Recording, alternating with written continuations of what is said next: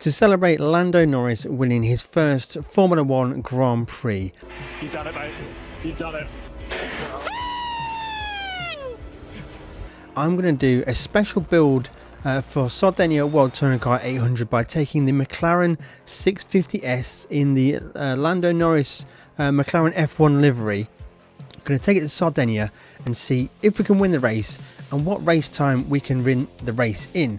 Now, the difficulty here is I'm going to use it exactly as an F1 car would be. So I'm going to turn off ABS, turn off traction control, and see how difficult the car is to drive. Now, we will be doing the Sardinia World Touring Car 800, one of the big money races in Gran Turismo 7. I'm going to head over to World Circuits, head over to Europe, down here to Sardinia Road Track, and then head all the way over here to the Sardinia World Touring Car 800, a race that many of you would have done many times before. Now, a lot of the cars in this race are Group 3 cars, and many of my tunes on this channel have been almost cheater cars that really just dominate this race and win it as fast as possible. But for this one, I'm going to go even machinery in a Group 3 car with all the other drivers.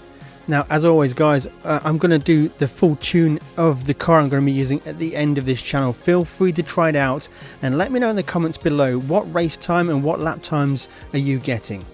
Okay, guys, let's do this. This is going to be incredibly difficult. So straight away, we're going to run fuel map 3 for the entire race. It'll be a 2-stop strategy, pitting at the end of lap number 5 and the end of lap number 10. Now, I am going to be using no ABS at all, so this is going to be pretty sketchy. I think I'm going to have to really listen out for those tyres locking up, and as you can see there, the ABS just ahead of me in just there is in yellow, because that means it's fully disabled. Within a big lock up there.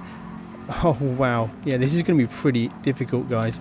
Let me know in the comments, guys, do you use ABS weak, default, or do you have ABS turned off?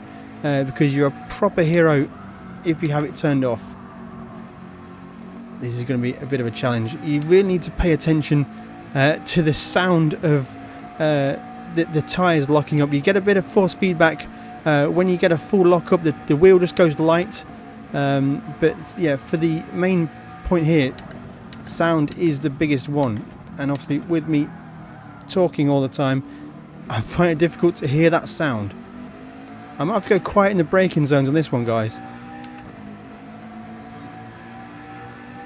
Now, this car is actually really quite fun to drive. It's quite heavily tuned. With the Group 3 cars, it's almost impossible. I think it is impossible to go over 800 pp. So this is tuned to the maximum. There's no compromise here for any kind of glitch with setups. It is 100% set up to be as fast as it possibly can be.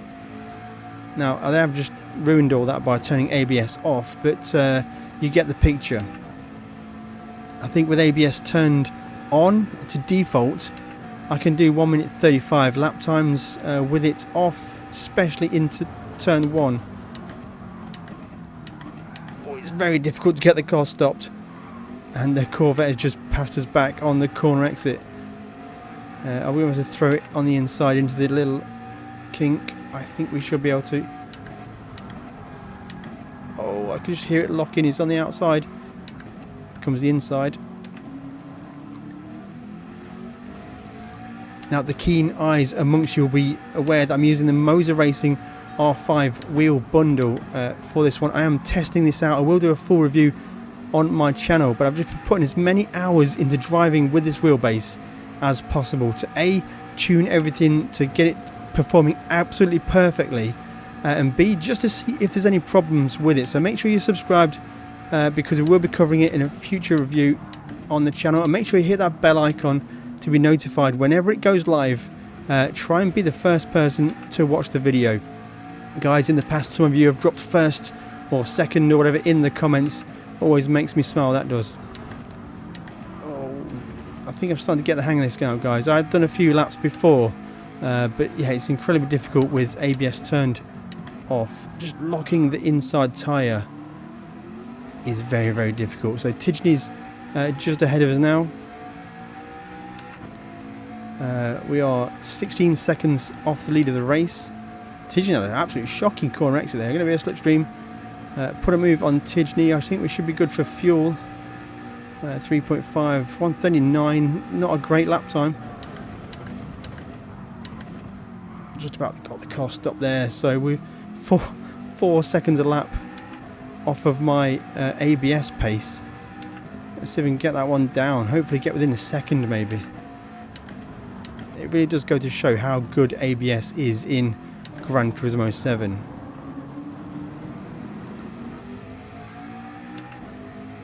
TC is off. Brake bias, just knock that back a little bit. I'm not sure that's helping. So I've got to say, quick thoughts on the Moser R5 direct drive wheel. It's impressive. It really is. The feedback through the force feedback is so sharp. You can feel when the tyres just start to slip, or when you spin up the tyres, when the car wants to slide. You get strong hints towards which direction the wheels need to be pointed.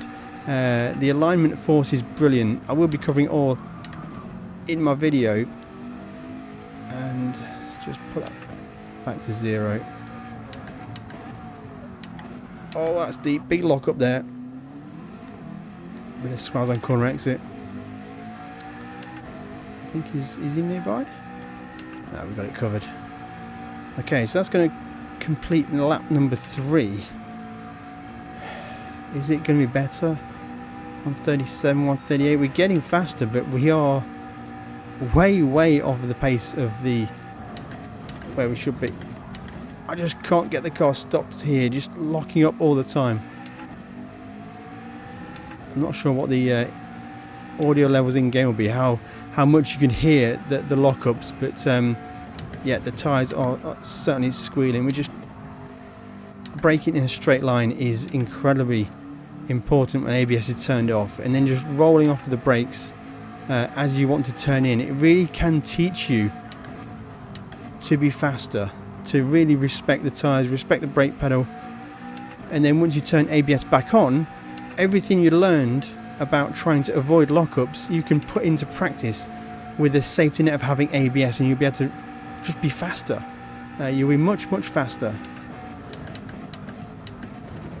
So full brakes in the straight line as we want to, just as the downforce comes off the car, as we want to be turning in, just start to release the brakes and just give the tyres a bit less hassle. Oh, running wide there. Okay, 6 seconds off of Fragger. That was almost not a lockup. Okay, tyre wise, we are on the racing soft tyres. We should be able to make it. So that's Portilla into the pits, as is Bovis. Fragger and Mendoza ahead. 138.0, so we're knocking down the lap times. Oh, just that was much better turn 1. Still got a bit of a tyre squeal, but we aren't really wearing the front tyres. Guys, down here is tyre telemetry data. I've got this running through the Sim Hub on PC, so you can see tyre temperatures. What's happened there? And a big slide there. I think I just grabbed the rear brake maybe. Just unload that rear wheel. Just felt a real kick of oversteer there as the rear tyres are starting to really feel a bit second hand actually. So we should be good on tyres, but certainly the rear tyres are wearing a lot faster than the front, so we're going to pick up more oversteer as this stint goes on. That was a really good braking into there. This will be our pit lap. We will be pitting at the end of this lap, and we are up on our personal best. Not that it matters because it's a pit lap. Through the dog leg, you can feel the car go a little bit light there. I will talk about the tune in detail at the end of this video, and I will give you a few pointers as to how you can change the car to match your preference. If you have a different way for the oversteer on corner entry, or a little bit more understeer on corner entry, we can fix that with the LSD. So this will be our pit lap. We're going to choose another set of racing soft tyres. We're going to put a full tank of fuel in the car. Guys, if you have enjoyed the video so far, make sure you hit that like button and make sure you hit the bell if you're subscribed to be notified whenever I upload a new video. Whether I'm doing a challenge video like this or my review of the Moser R5 wheelbase, then you'll be notified as soon as that goes live. Also guys, don't forget to check out the links in the description below. I put a bunch of useful links in the description for you to hopefully maybe get yourself some GT Omega sim rig stuff, because it absolutely changes the way you play Gran Turismo when you've got a full rig cockpit, classic wheel stand. It's all good. Alright, just ease into turn 1. Now we have got brand new tyres. They are cold tyres as they are fitted from the pits. Now Lando did a pretty good job with his tyres when he won the Miami GP, and I think that is what really won the race for him. He went long and then was able to pit under the safety car conditions. A bit of a debacle with a safety car, but Lando preservation of his tyres in the first stint just allowed him to make the most of that. So for sure, tyre preservation is certainly one of Lando's skills when he's driving in F1. Probably in iRacing and ACC and other sims that he drives in. ABS is definitely not one of my strengths, or lack of ABS. So we are 6 seconds off the lead of the race, so we're all pretty bunched up actually. I'm going to go wide round here, nicely done. In fact, we've not been this deep in the pack in this race for such a long time. We're always just doing the fastest cars possible. It's actually quite enjoyable to use a Group 3 car and be fighting with these drivers. Guys, let me know what you think. Do you prefer to use a Group 3 car, a matching car to the AI drivers, or do you just prefer to go and smash out the fastest race possible and get those credits per hour? Okay, 7 off the lead, so Portilla has got some speed. Oh, the squeal, you can hear the squeal. Now let's watch the gap to the leader, because I think Portilla's probably a bit faster than me as I'm currently driving.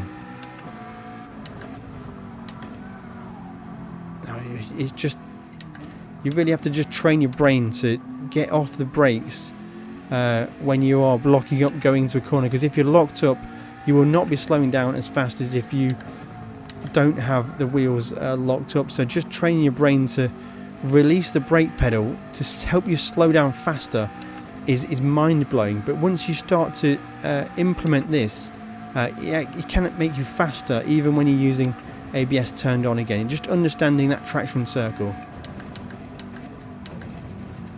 Now the AI doesn't respect the fact that I'm playing with no ABS, so they will often just send it down the inside. 7.4, so we're holding the gap to Portilla.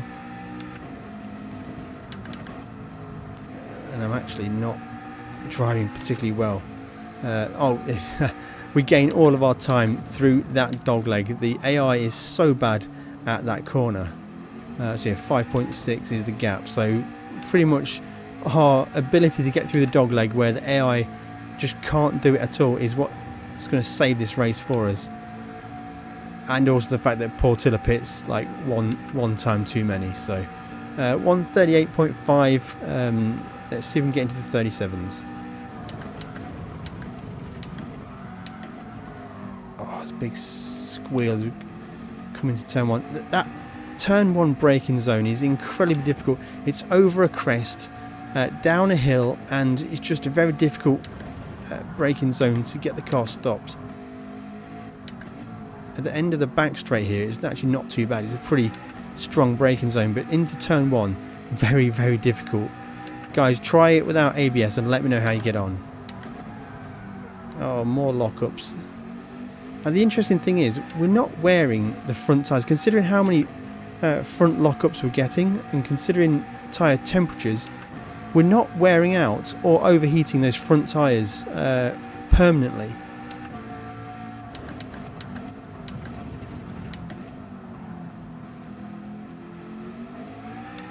Now Fraga is the guy we need to be beating in this race, and we're only just catching him, so 8 laps in, just past half race distance, and if it wasn't for that terrible corner that AI can't do, we'd be in difficulty.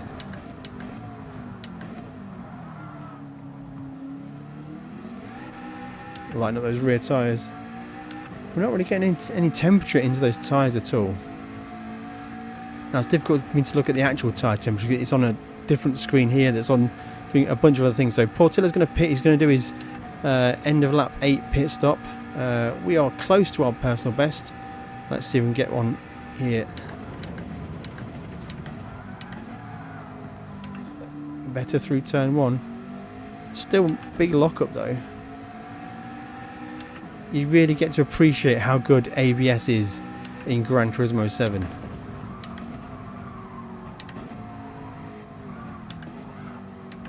Oh, it's very difficult. Very, very difficult. You need 100% concentration, focusing on the sound of the lockup.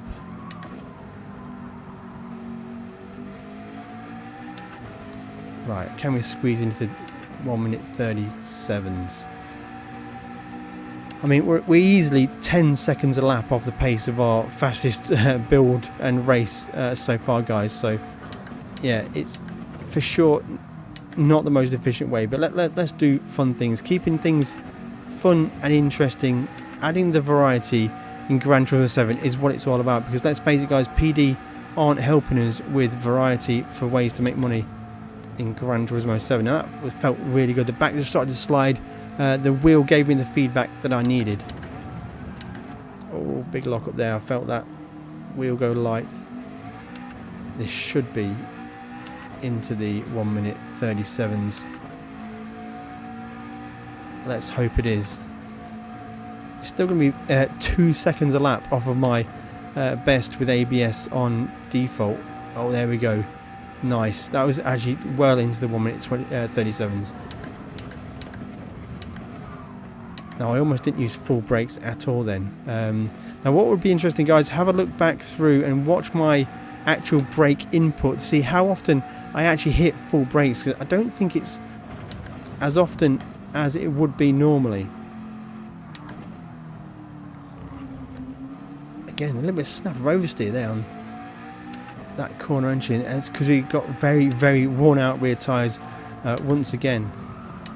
Oh, locking that inside. Send a bit more brake bars to the rear, I think. Let's try that for the final stint. We'll do 3 to the rear. We'll see how that works for front locking.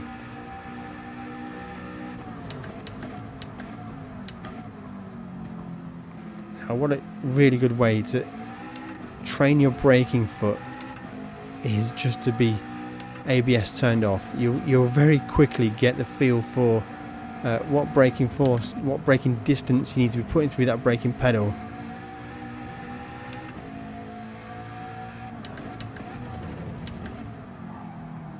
I think actually rearward brake bias is helping a bit. Let's do a full stint with rearward brake bias to complete this race, and we'll see how it works out. So pitting end of lap number 10. Being a Group 3 car, we cannot make a one-stop strategy, so it's got to be a two-stop strategy. Racing soft tyres all the time. I will put a full tank of fuel in it, even though I could go to the diamond, but let's not make a mistake there, guys. What do you think of the race so far? Let me know in the comments below. Look at that McLaren F1 livery on the McLaren 650S. I think this is an underrated car in Gran Turismo 7. When you do the BOP races, I think it's pretty strong. Tyre wear is a problem, certainly when it comes to rear tyre wear, but the way the car drives is absolutely fantastic. It's very, very solid. Well, assuming you won't use ABS turned off, that is, of course. Siri's just telling me about ABS. Look at that, guys. Siri, no! What are you doing? I don't want to know. I know what anti-lock braking system is. Okay, back to the race. They'll start telling me about TCS in a minute. There we go. Right, okay. Back in the game. Okay, so we're only 4 seconds ahead of Portilla. He will have to pit again, but I think it shows how... Now I am playing on hard AI difficulty. Not that it's particularly hard at Sardinia, but when we've made it difficult for ourselves by using a Group 3 car and no ABS, that's when it gets challenging.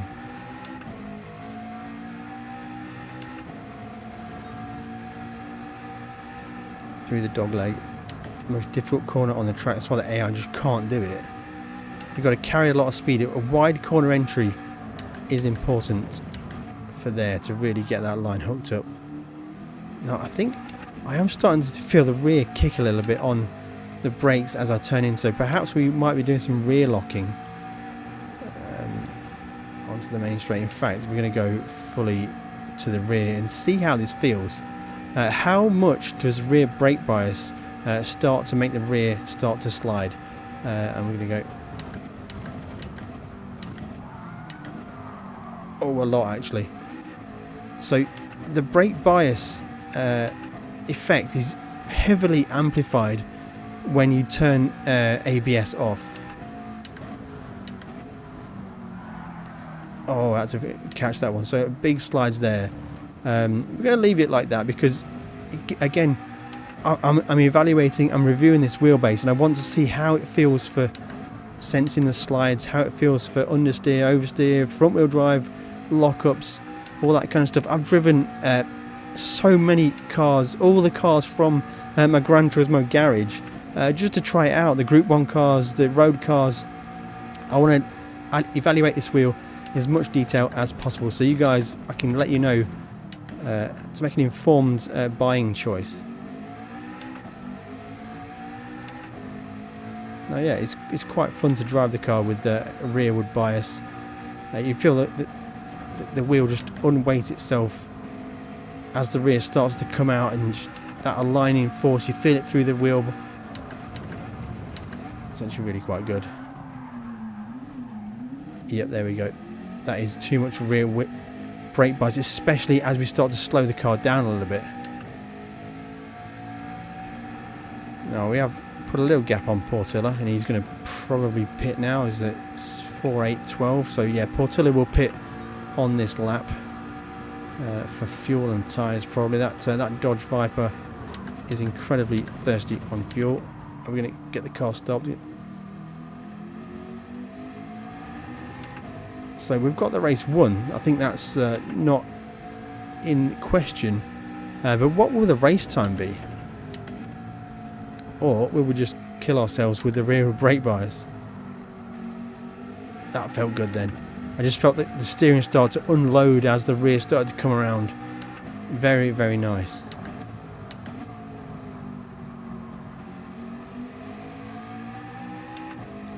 Now we are using fuel map 3 still. Let me just scroll through to that so you can see.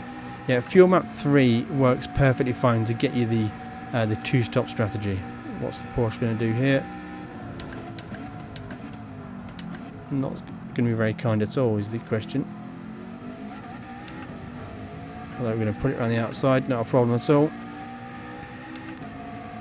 Putting a lap on that Porsche, that's embarrassing for that Porsche. In its stock form, I don't think it's very high performance points at all. I think it's only just over 700. Little short shift there, that's probably not right. I think I'm driving the Nissan. So lap 13, did we get the...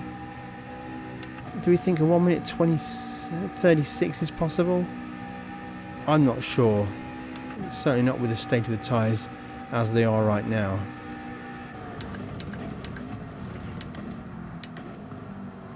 Very keen, very gently easing off the brakes there. So 2 laps to go. Let's see what this lap can be for... Oh, massive oversteer there. But the wheel told me that was happening, and we got it covered.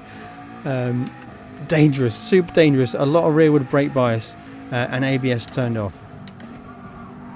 Oh, we got it again. A little bit of drift around that corner there. Yeah, so It's a perfect storm happening here, guys. We've got very poor rear tyre wear. We've got rearward brake bias and no ABS. So we're really starting to suffer for the final few laps of this stint. So I think any kind of fast lap is out of the question.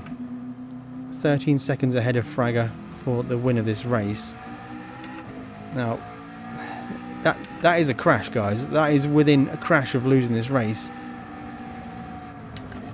And this is a dangerous track.